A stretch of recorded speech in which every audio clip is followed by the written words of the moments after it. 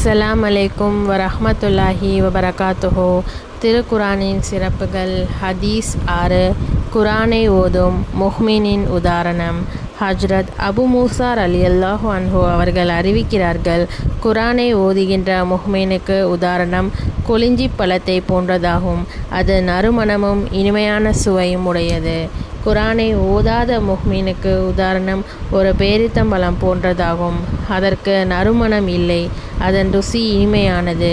குரானை ஓதாத முனாஃபிற்கு உதாரணம் குமட்டிக்காயை போன்றதாகும். அது துர்வாடையுள்ளதாகவும் அதன் ருசி கசப்பானதாகவும் இருக்கும்.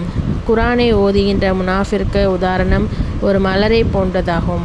அதன் வாடை சுகத்தமானதாகும், அதன் ருசியோ கசப்பானதாகும் என ரசூலுல்லாஹி ஸல்லல்லாஹு அலைஹி வஸல்லம் அவர்கள் அருளினார்கள்.